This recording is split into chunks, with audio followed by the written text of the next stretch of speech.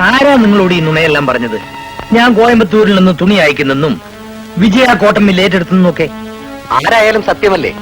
അവർക്ക് വേണ്ടി തമിഴ്നാട്ടിൽ നിന്ന് തുണി അയച്ചാൽ ഈ സമരം തീരൂ. ആവശ്യമില്ലാതെ പണിമുടക്കുണ്ടാക്കിച്ച് ഉടമയെ തളർത്തി ആ മില്ല് സ്വന്തമാക്കാൻ നിങ്ങൾ ഞങ്ങളെ ഉപയോഗിക്കുകയായിരുന്നു. നമ്പ്യാർ, നിങ്ങൾ ഉപയോഗിച്ചെങ്കിൽ അതിനൊക്കെ പ്രതിഫലവും തന്നിട്ടുണ്ട്. ഇനി കാര്യം പറയാം. ഈ കണ്ണൂർ ദേശത്ത് ആദ്യമായി ഒരു നെയ്ത്ത് കമ്പനി സ്ഥാപിച്ചത് എന്റെ അപ്പൻ റേമന്റ് ആയിരുന്നു.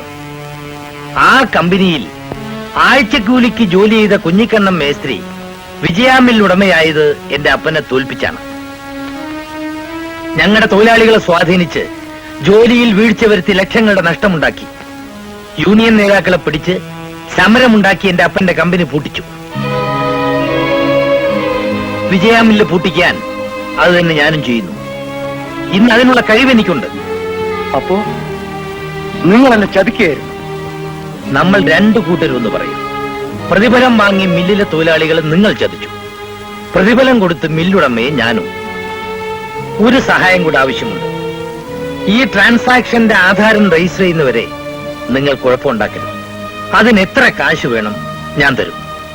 ഇല്ല മുതലാളി, ചുമരുണ്ടെങ്കിലേ ചിത്രം എഴുതാനാവും.